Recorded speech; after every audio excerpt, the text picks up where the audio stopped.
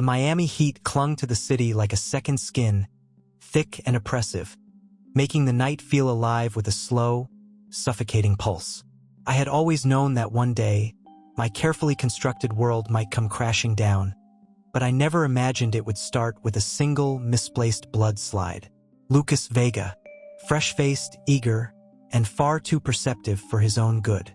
He reminded me of Dokes in a way, relentless, sharp, unwilling to let go of a gut feeling. But unlike Dokes, Vega wasn't fueled by personal disdain. He was simply a good cop, the kind I usually admired from a distance. And now, the kind I might have to kill. It had started as a routine review of cold cases. Miami Metro had dozens, maybe hundreds, of unsolved homicides, many of which I had personally ensured would never be solved. But Vega had stumbled onto something. A pattern. Precision kills, bodies left surgically clean, and most damning of all, a single glass slide containing a drop of blood, discovered in the evidence archive where it never should have been. I don't make mistakes. I don't leave evidence, which meant someone had planted it. The realization sent a cold ripple through me, not unlike the feeling of a fresh scalpel gliding through flesh. Someone knew. Someone wanted me exposed. I sat at my desk in the forensics lab, staring at the case file Vega had compiled. He had cross-referenced multiple victims, ones I had carefully selected over the years: killers, rapists, abusers, the scum of Miami. But now, it wasn't their sins under scrutiny. It was mine. I had to act fast. Before Vega took this to someone higher up. Before Deborah caught wind of it. Before Miami Metro turned its gaze toward me. I watched him from the break room, his young, determined face lit by the blue glow of his monitor. He was so close to the truth, and he didn't even realize how dangerous that was. Killing him wasn't an option. Not yet. Not unless there was no other way. Because unlike the others, this wouldn't be a righteous kill. Vega wasn't a monster. He was just a man doing his job. And yet, if I didn't stop him, I would be the one on the table next. The first step was retrieval. The blood slide, my blood slide, was currently logged in evidence, marked for review. If Vega had checked it out, I would need to intercept it before he had a chance to test it. I moved through Miami Metro with the ease of a ghost, slipping into the evidence room under the pretense of reviewing another case. The tech on duty barely looked up as I signed in. The cabinet was locked, but locks were meaningless to someone who had spent decades outmaneuvering security. A quick flick of my wrist, a precise application of pressure, and the latch clicked open. There it was, a tiny glass slide, the crimson smear like a whisper from my past. I pocketed it quickly, my heartbeat steady, my hands smooth and practiced. I turned to leave, only to find Vega standing in the doorway. "Working late?" he asked, his tone casual but his eyes sharp. I offered him my best Dexter Morgan smile. Mild-mannered, awkward, harmless. Had to check something for a case. "You?" "Same." He stepped closer, and for the first time, I saw the depth of his suspicion. "You ever get the feeling that something's not right? That maybe we've been looking at things the wrong way?" I tilted my head, feigning curiosity. "What do you mean?" He hesitated, then shook his head. "Forget it. I've just been chasing this weird theory, but I can't shake the feeling I'm missing something big." I nodded, forcing myself to remain still, to not let the dark passenger stir. "Well, if you need a second pair of eyes, let me know." He smiled, but there was something calculating in his gaze. "Yeah, I might just do that." I watched him leave, his posture tense, his mind clearly still working through the puzzle. I had the slide, but the real problem remained. Vega wasn't letting this go. And if I didn't find out who had planted the evidence in the first place, I might not be able to stop him in time. Her frustration was palpable, radiating off her in waves. "This doesn't make any goddamn sense," she muttered, flipping through Vega's case notes for the third time. His car was found near the causeway. His place wasn't tossed. No signs of struggle, no ransom demand, no nothing. People don't just fucking vanish. I watched her from my desk, careful to appear concerned but not overly invested. The truth was, I was invested too much. Someone had taken Vega, and if my instincts were right, It had everything to do with that bloodslide. Masuka wandered over, his usual smirk absent.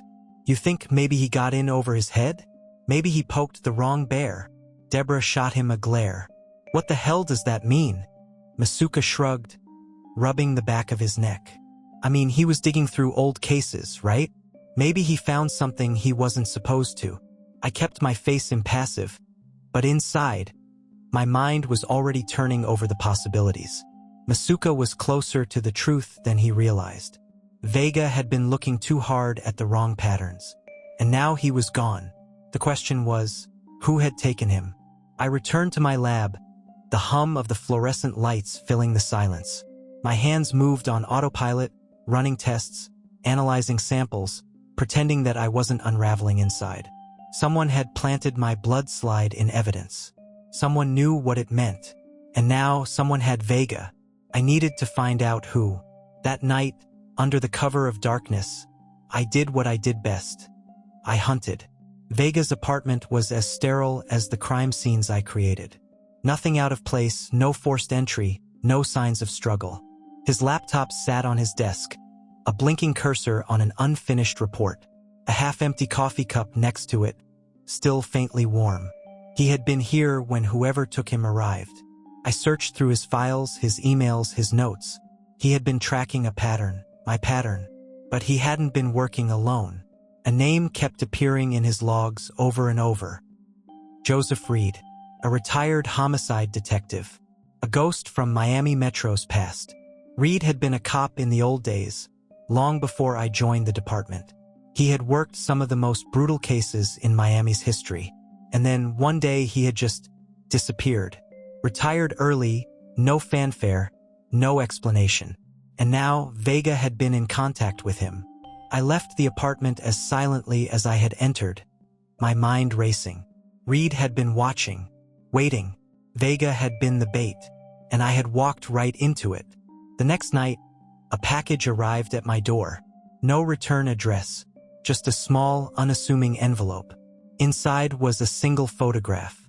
Lucas Vega, bound, gagged, alive, and beneath it, a note scrawled in precise, deliberate handwriting. I know what you are. Let's talk. The dark passenger stirred, a whisper of something cold and ancient curling in my chest. Someone had finally turned the hunt on me, and I had no choice but to play. The note felt heavier than the paper it was written on, its weight sinking into my palm like an anchor dragging me down. Someone had me cornered, not just with suspicion, not just with theories, but with cold, hard proof. A photograph, Vega bound and gagged, alive, for now. I turned the note over, searching for more. Nothing. No address, no instructions, just the promise of a conversation I hadn't agreed to have. The dark passenger was restless, pacing inside me like a caged animal. There was no question about it, this was a trap. But I didn't have the luxury of walking away. Someone had Vega, and they had made sure I knew it. That meant they wanted me to come looking. The question was, had they underestimated who they were dealing with? I set the note down carefully, forcing my mind into its usual methodical rhythm. Whoever had orchestrated this was intelligent, calculated. They had Vega, but they hadn't gone to Miami Metro. They hadn't exposed me. Not yet. That meant they wanted something more than just my downfall. They wanted me. I retrieved my laptop and began my search. Joseph Reed, a name I barely recognized, but one that Vega had been circling in his notes. A retired detective with no social media presence, no public addresses. The kind of man who had learned to disappear before he ever actually did. I had seen enough killers to recognize when someone had stepped off the grid with intention. But everyone left footprints, no matter how careful they were. It didn't take long to find what I needed. A property registered under a shell company, tucked away in the outskirts of Miami. A house that hadn't been sold, hadn't been leased, hadn't shown any activity, until 2 months ago. The same time Vega had started digging. A coincidence? No, the universe didn't work that way. Not for people like me. I closed the laptop and exhaled slowly. If this was Reed's hideout, then it was likely where Vega was being kept. I could involve Miami Metro, let Deborah and the others storm in guns blazing. But that meant questions. That meant scrutiny. That meant someone looking too closely at why Vega had been taken in the first place. No, this was my mess, and I would clean it up the only way I knew how. The night was thick with humidity as I approached the house. It was isolated, tucked between patches of overgrown brush and abandoned lots, the kind of place where screams would be swallowed whole. A single light burned in one of the windows, a beacon, an invitation, or maybe just another part of the trap. I moved cautiously, scanning for security cameras, alarms, anything that might give me away before I was ready. Nothing. Either Reed was too confident or he wanted me inside. I picked the lock in seconds, slipping into the darkness without a sound. The air inside was stale, carrying the scent of dust and something metallic. Blood, not fresh. I followed the scent, moving through the house like a shadow. A single chair sat in the center of a dimly lit room, ropes dangling from its arms. Empty. Vega had been here. The walls were lined with boxes, stacks of old case files, evidence bags filled with things that should have been long buried. And then, in the center of it all, a table. And on that table, my blood slides. Not just the one from evidence. All of them, laid out in perfect order, a museum of my sins. For the first time in years, my pulse spiked. A slow clap echoed from the doorway. I turned. Joseph Reed stood there, older than I had expected, but sharp. His eyes studied me the way I had studied my own victims, calculating, dissecting. "Knew you'd come," he said, his voice rough with age and something else. Amusement. I didn't move. The dark passenger was screaming now, but I kept it caged. Not yet. Not until I knew the rules of the game. "Where's Vega?" I asked. Reed smiled. "Safe. For now." I glanced at the blood slides. "You've been busy." He stepped forward, running a finger along the edge of the table. "You're good. Better than I ever was. But even the best leave a trail, Dexter." He met my gaze, and for the first time I saw it, the understanding. Reed knew. Not just pieces, not just theories. He knew exactly what I was. And he wasn't afraid. "I spent years chasing ghosts," he continued. "A pattern no one else saw. Bodies that shouldn't have been connected, but were. I knew there was something out there. Someone. But then I got too close, and Miami Metro decided I wasn't worth the trouble. Early retirement, they called it." He chuckled, shaking his head. "But I never stopped looking. Vega had found him, had brought him the missing pieces. And now here we were. You could have turned this in," I said. "Gone to Miami Metro. Exposed me." Reed nodded. "I could have. But you didn't." He smiled. "Because I don't want you in prison, Dexter." The room felt smaller now, the weight of his words pressing down on me. "I want you to work for me." The dark passenger stilled. Reed gestured to the blood slides. "You have a gift, purpose, and I think we can help each other." I had expected many things. Blackmail, threats, even a direct attempt on my life. But not this. Not an offer. And yet, as I looked at him, at the certainty in his eyes, I realized something. Reed wasn't just another cop. He was a predator, just like me. And for the first time, I wasn't sure if I was the one hunting, or the one being hunted. The words hung between us, thick with a weight that even the humid Miami air couldn't dissipate. Work for him. The idea slithered through my mind, wrapping itself around my thoughts like a slow, suffocating coil. Reed had spent years chasing ghosts, and now he had finally caught one. But he wasn't looking to exorcise me. He was looking to use me. I kept my expression neutral, my posture loose, non-threatening. And what exactly would that entail? Reed smirked, his fingers tapping absently against the edge of the table. "You're meticulous, Dexter. Surgical. You follow a code whether you admit it or not. I've seen the pattern. I know who you target." He gestured to the blood slides, lined up in their perfect little rows. "Killers. Rapists. The ones who slip through the cracks." I said nothing. He stepped closer, his voice lowering. "I spent 3 decades watching the system fail. Watching men walk free because of a missed signature, a botched chain of custody, a lazy jury. The law has limits. We both know that. But you, he exhaled slowly, shaking his head. You have no limits. The dark passenger stirred, intrigued. You want a vigilante, I said, keeping my voice steady. Reed smiled. I want justice. It was a tempting proposition. No more hiding in the shadows, no more careful maneuvering. If Reed had the resources he claimed, I could operate unchecked, untethered, a more efficient predator. But there was a problem. Harry's voice echoed in my mind. Never trust anyone with your secret. Reed thought he understood me. He thought he could control me. That made him dangerous. I glanced at the blood slides again. He had gone through the trouble of collecting them, organizing them. He could have destroyed them, used them as leverage. Instead, he had laid them out like trophies, which meant he wasn't just a hunter. He was a believer, and believers were unpredictable. I needed time, and if I say no, Reed's smirk didn't falter. Then we both lose. You go down for every unsolved murder Miami Metro has ever looked at, and I lose the best weapon I've ever found. He shrugged. But I don't think you'll say no, Dexter. I think you understand that what I'm offering is something you've never had before. He turned, heading toward the door. Think it over, but don't take too long. Vega doesn't have time for indecision. The door shut behind him, leaving me alone with my sins. The dark passenger was restless, whispering possibilities. This wasn't like Dokes or LaGuardia. Reed wasn't a cop with a grudge. He was something else. A man who had spent his life bending the rules, until one day he realized they were useless. And now he had found me. I had spent my life hunting monsters.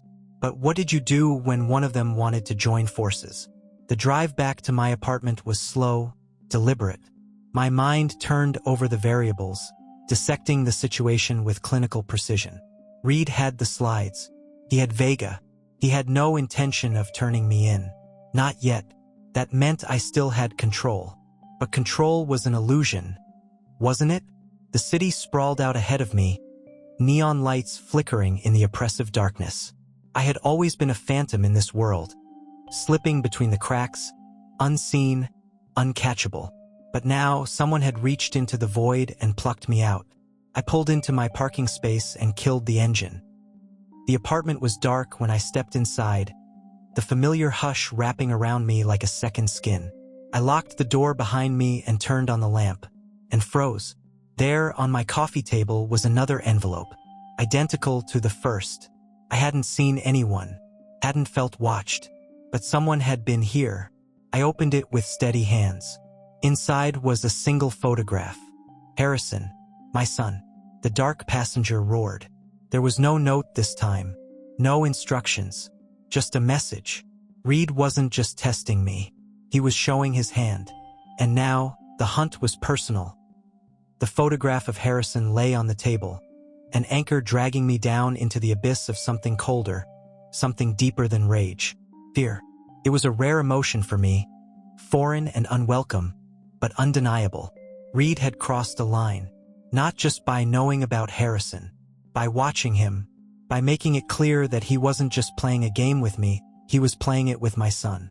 The dark passenger twisted inside me, its hunger sharpening into something more than instinct. This wasn't about survival anymore. This wasn't about control.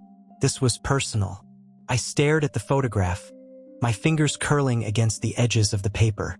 Harrison was in the schoolyard, mid-motion, his expression frozen in time, blissfully unaware, oblivious to the shadow circling him. My first instinct was to go to him, to pull him close, to take him somewhere far away. But I couldn't. Not yet. Reed had made his move, and if I reacted too soon, I would be playing into his hands. I needed to be methodical, precise. I needed to be me. The first step was information. Reed had been watching Harrison, which meant he had people, resources, that made him more than an old detective with a grudge. He was organized, dangerous. I needed to know how deep his reach went. The laptop hummed to life as I pulled up every trace of Joseph Reed I could find. Public records, property deeds, financial transactions. He had been careful, but no one was perfect. His bank activity had been dormant for years, until 2 months ago. A series of withdrawals. Always in cash, always from different branches. Someone who didn't want to be tracked. But there was something else. A second name linked to a series of payments. Kyle Mercer, a former cop, dishonorably discharged. No official records beyond that, but enough whispers in the right forums painted a picture. Mercer had been involved in something dirty, evidence tampering, missing drug money. A man who had once been trusted but had long since fallen from grace. And now he was working with Reed. The pieces were coming together. Reed wasn't just after me, he had built something. A network, a system, and I had just become part of it. The dark passenger stirred, sensing the shift. This wasn't just a trap. This was an opportunity. If Reed wanted me to work for him, if he thought he could recruit me, then I had a way in. A way to dismantle him from the inside. But first, I had to play along. I picked up my phone and dialed the number on the note. Reed answered after the first ring. "You got my message," he said. I forced my voice to remain steady. "This is a mistake." He chuckled. "I don't make mistakes, Dexter. I make choices, just like you." I tightened my grip on the phone. "Harrison has nothing to do with this. That depends on you." His voice was calm, measured. A man who knew he held all the cards. "You wanted time to think. Now you have it. But understand this. I don't wait forever." Silence stretched between us. Then his tone shifted. "You're a scientist, a man of precision. So let's be precise. You have 24 hours to decide." The line went dead. I lowered the phone slowly, my heartbeat a steady, controlled rhythm. 24 hours. The dark passenger whispered. That was more than enough time. I wasn't going to run. I wasn't going to hide. I was going to do what I did best. I was going to kill Joseph Reed. The night stretched long and silent, but inside me, the dark passenger coiled like a tightening noose, whispering in a language of blood. Joseph Reed thought he had control. He thought he was the one setting the terms. But he had made a mistake, a fatal one. He had threatened my son. It was no longer a question of if I would kill him, but when. 24 hours. That was his deadline. But he had no idea that I wouldn't need nearly that long. I spent the next few hours preparing, my hands moving with the precision of a surgeon. Reed was careful, calculated. He had spent years hunting me without knowing my name, and now that he did, he wouldn't be sloppy. He would expect me to consider his offer, to weigh my options like a man who still had doubts. But I had no doubts. My first move was to track Mercer, Reed's enforcer, the weak link. If Reed was the brain, Mercer was the muscle, and muscles could be torn apart. A few phone calls, a little digital digging, and I found him, an old bar on the outskirts of Miami, the kind of place where ex-cops and ex-cons drank side by side, bound by mutual disdain for the system that had abandoned them. I arrived just after midnight, slipping through the doors unnoticed. The air smelled of stale beer and regret, the hum of low conversations blending into the rattle of pool balls and the occasional burst of laughter. Mercer was at the bar, nursing a whiskey, his broad shoulders tense even in relaxation. A man who never truly let his guard down. Good. I took a seat 2 stools away, ordered a beer I wouldn't drink, and waited. Patience was a virtue, one I had mastered long ago. I let the minutes stretch, let the alcohol soften his edges, let his guard slip just enough. Then I made my move. "Rough night?" I asked, keeping my tone casual. Mercer barely glanced at me. "Something like that." I took a sip of my untouched beer, watching him in the mirror behind the bar. "You look like a man with too much on his mind." He snorted, shaking his head. "Yeah, well, some things ain't worth talking about." I leaned in slightly. "Maybe, but sometimes, talking to the right person helps." He turned then, finally giving me a proper look. His eyes were sharp, assessing. But I wasn't just anyone. I was Dexter Morgan, harmless, forgettable Dexter Morgan. Mercer smirked. "You a shrink or something?" I smiled. "Something like that." He chuckled, shaking his head. "Man, I don't need therapy. I need a fucking vacation." I tilted my head. "Reed keeping you busy?" His smile faltered, just for a second. A crack in his armor. Then he recovered. "Don't know what you're talking about." I shrugged, finishing my act. "Suit yourself. Just figured a guy like you, working for a guy like him, might have stories to tell." Mercer's grip tightened on his glass, knuckles whitening. He didn't like that, which meant I was right. I stood, leaving a 20 on the bar. Maybe next time. I walked out without looking back. But I didn't leave. I waited. 5 minutes. 10. Then Mercer stumbled out, lighting a cigarette, his movements slightly slower than before. The alcohol had done its job.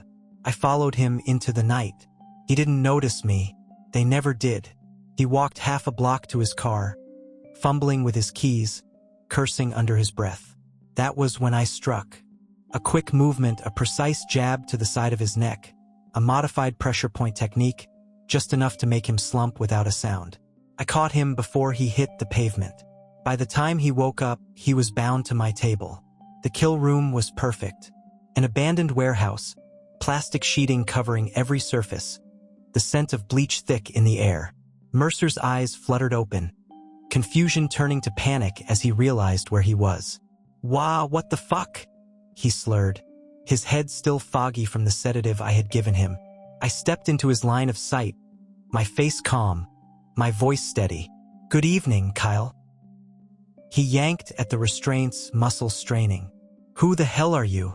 I tilted my head, feigning curiosity. "You don't recognize me? That's disappointing. You've been watching me, after all."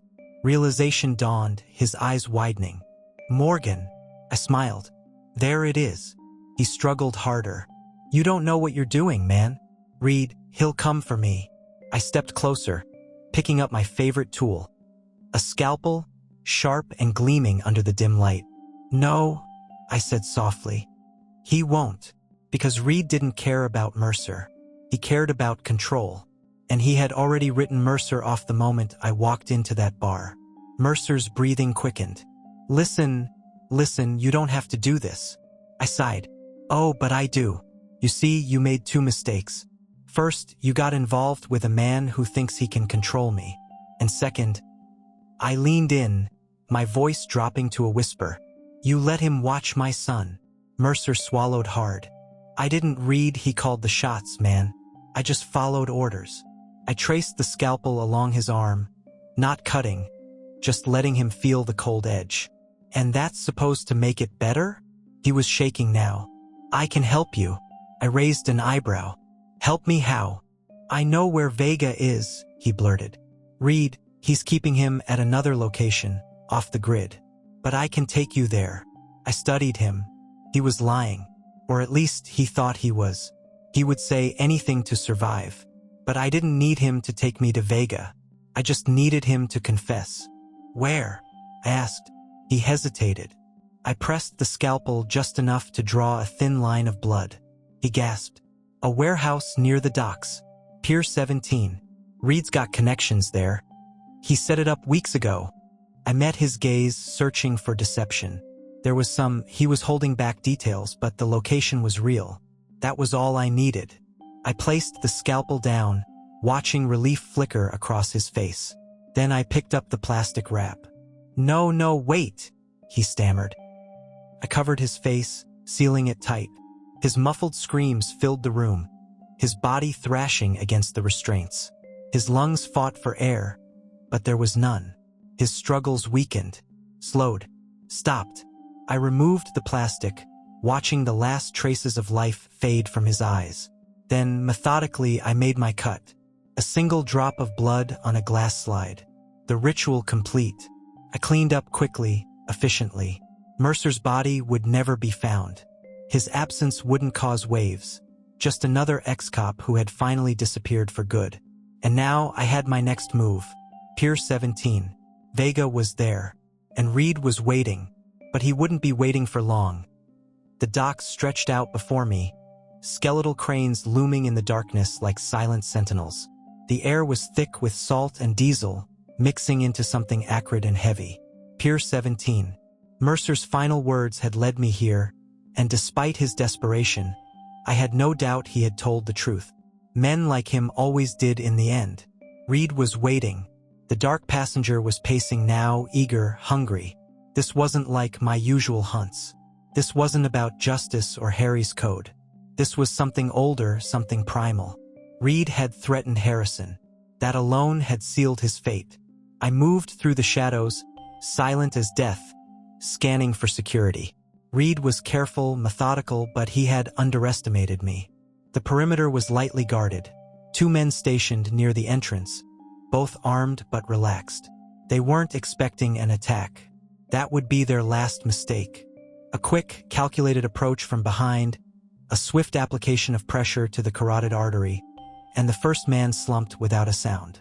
The second barely had time to register the movement before my knife found his throat, silencing him before he could cry out. I dragged their bodies into the shadows and slipped inside. The warehouse was cavernous, dimly lit by overhead fluorescents that flickered in protest.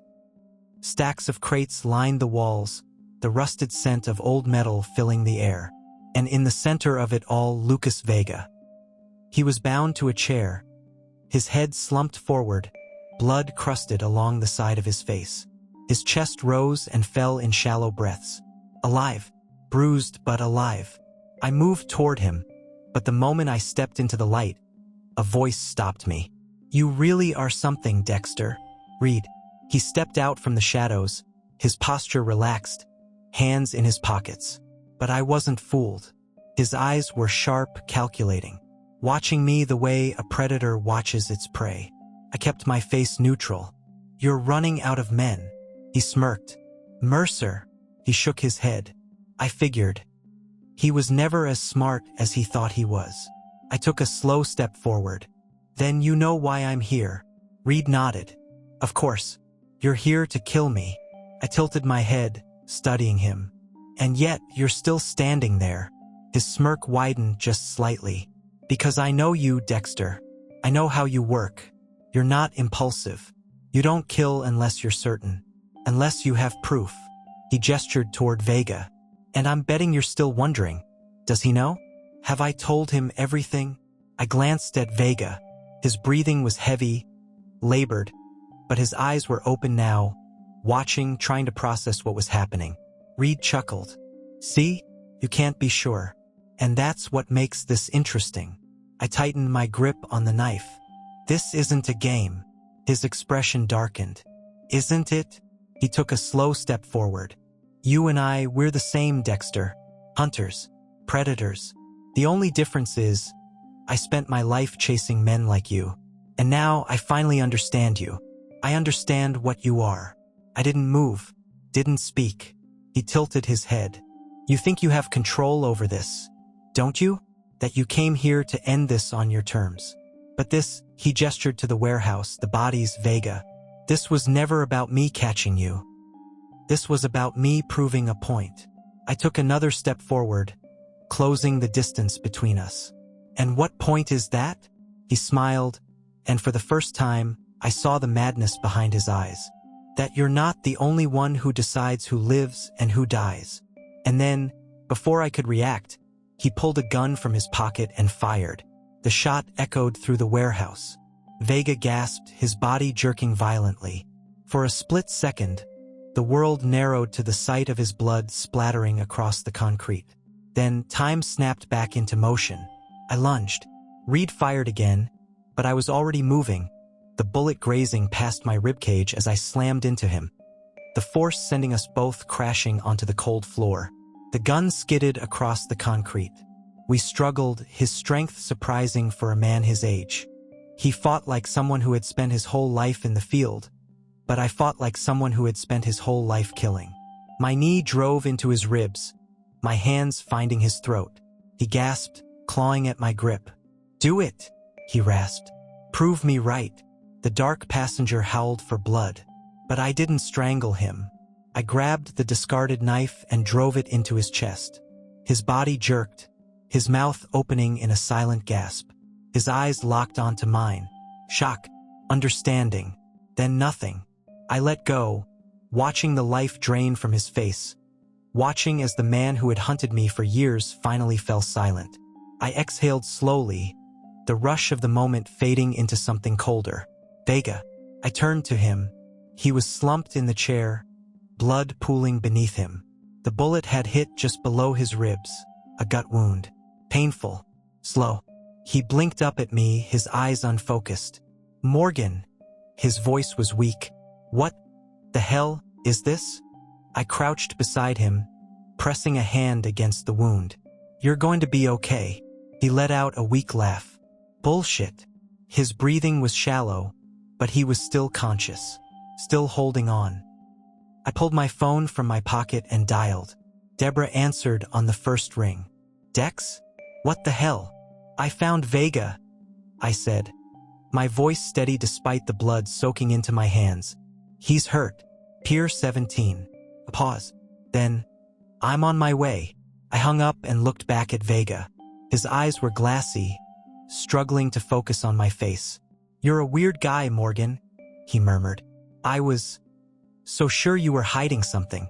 I forced a small smile. And now, he let out a breath, his eyelids fluttering. Now, I don't know what the hell to think. I stayed with him until I heard the sirens in the distance. Then I disappeared into the night. The next day, Miami Metro was in chaos. Reed's body had been found, Vega had survived surgery, and the official story was already forming. Reed had kidnapped Vega, things had gone sideways, and in the struggle, Reed had been killed. It was clean, perfect. Vega was recovering, but he didn't remember much. Shock, blood loss, it had all turned into a blur. Deborah was on edge, pacing the bullpen, her frustration evident. None of this makes sense, she muttered. Reed was smart. He wouldn't just... She shook her head. Something's missing. I watched her, keeping my expression neutral. Something was missing, and that something was me. I had one. But as I sat at my desk, my fingers brushing over the edges of my blood slide collection, I couldn't shake the feeling that this wasn't over. Reed had been hunting me for years, and if there was one thing I had learned, predators never hunt alone.